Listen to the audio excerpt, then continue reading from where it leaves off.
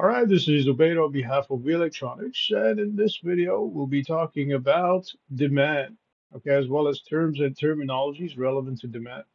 Now, before we go ahead and talk about demand, okay, let's talk about a concept called invisible hand. All right, now, invisible hand has to do with individuals acting within their self-interest, okay? So you're buying something, you're buying because you want that product. Okay, if you're selling something, you are selling because you want the money. Okay, however, in doing so, they promote social good.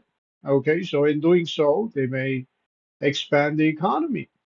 And how do we know that? Well, we know that GDP is made up of four components. One of them is personal consumption. And we know that as personal consumption goes up, as consumers buy and sell goods, okay, as personal consumption goes up, so does GDP. Personal consumption is directly proportional to GDP. All right, so by buying and selling, okay, they expand the economy of the country. Hence, they promote social good. Okay, next you have your capital investment. So this is investment by firms, okay, in capital assets such as land, building equipment, so on and so forth. So capital investment. When firms make capital investments, they do so for economy of scale to reduce cost of production, okay, to bump up their production in general, to hire more workers, okay, as well as earn more revenue and profit. In doing so, okay, they improve the GDP of the country because personal consumption and capital investment by firms is directly proportional to GDP and aggregate demand. Okay, next you have your net exports.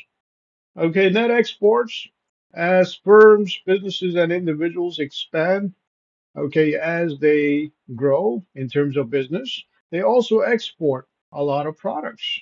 Okay, this is if they're involved in import and export.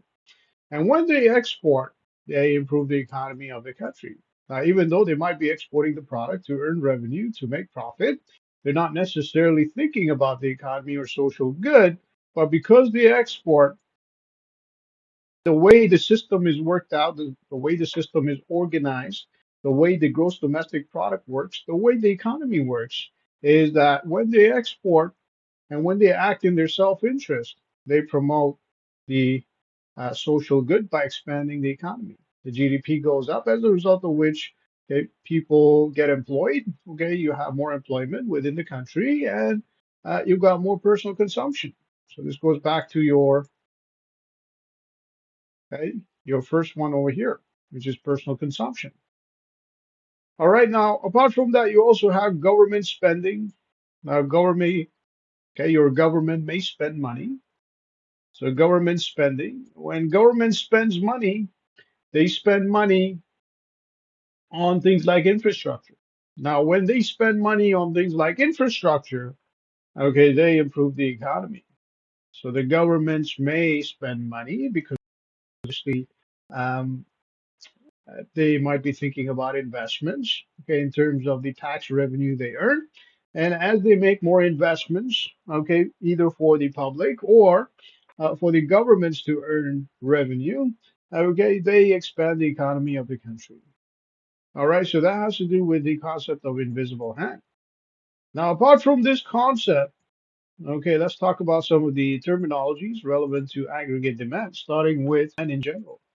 So when we say demand, okay, what exactly is demand? So we're not talking about aggregate demand or total demand. We're just talking about demand for a particular product or service or merchandise. Okay, so demand has to do with okay, goods and services consumers are willing to buy. Okay, so goods and services, so goods plus services that consumers are willing to buy.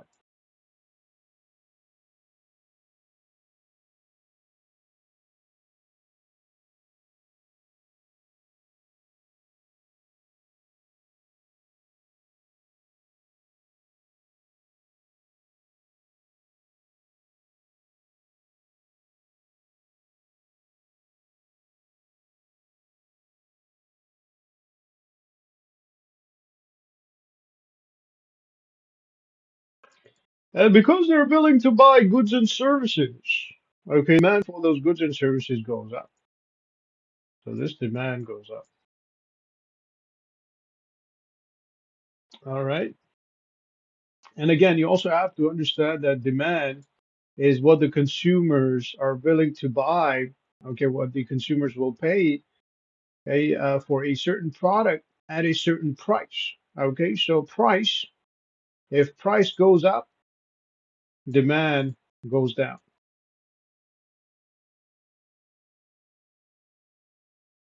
Okay, as price goes down, demand goes up.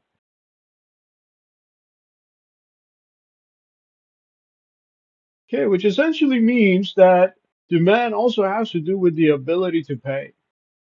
Okay, if the customers or consumers are not able to pay for a product or service, then it's not considered effective demand. Okay, so ability to,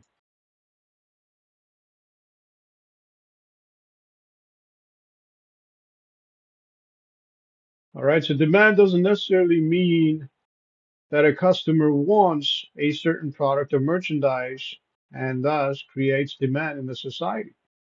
Okay, because okay, demand and supply have to do with the gross domestic product. They have to do with how the economy works. Okay, for the production to happen, there has to be a demand.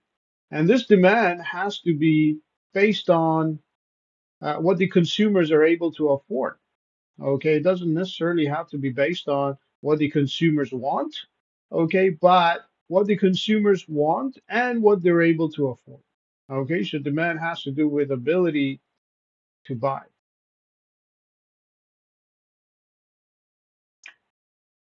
All right. And next up, you have quantity demanded. So Q. Now, when it comes to quantity demanded, okay, this is total number of units consumers are willing to buy, okay, at a certain price. So total units consumers are willing to buy, total units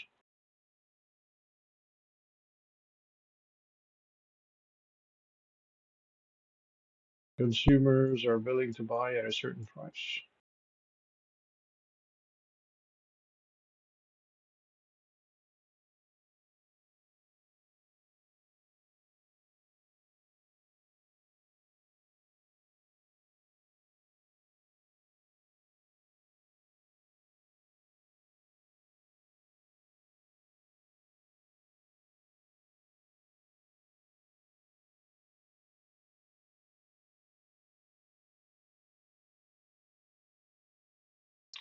All right. So when it comes to quantity demanded, we know that we have our graph over here. The horizontal axis is quantity and the vertical axis is price. And as the price goes down, a quantity demanded goes up.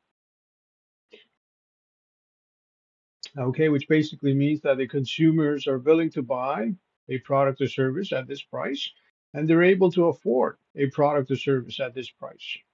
Okay, that has to do with quantity demanded. Okay, next up you have the law of demand. Okay, and we've talked about theories and laws. Okay, when it comes to theories, theories are something that need to be proven, have not been proven yet, may be true or false, maybe right or wrong. Okay, however, law is something that has been proven and may be based on a proven theory.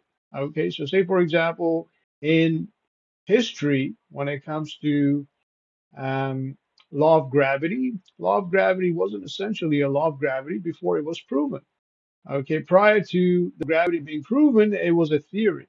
And when it was proven, when people realized that what was up must come down, it eventually became the law of gravity. Okay, hence, just like the law of gravity, you have the law of demand, okay, which has been proven. And law of demand in terms of economics has to do with,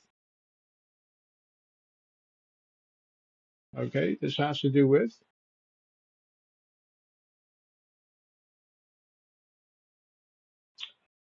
the inverse relationship between price and quantity demanded. So we just talked about how price impacts quantity demanded.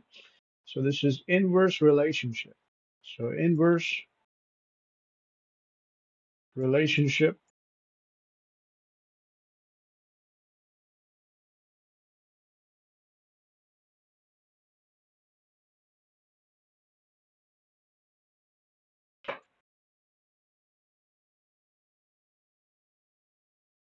between price and quantity demanded.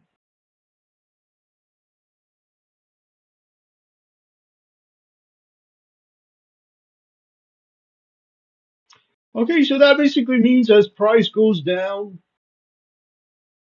your quantity demanded goes up. Okay, as price goes up, your quantity demanded goes down. Okay, so that has to do with law of demand and the inverse relationship between price and quantity demanded. All right, next up, you have the demand schedule. All right, so you've got the demand schedule.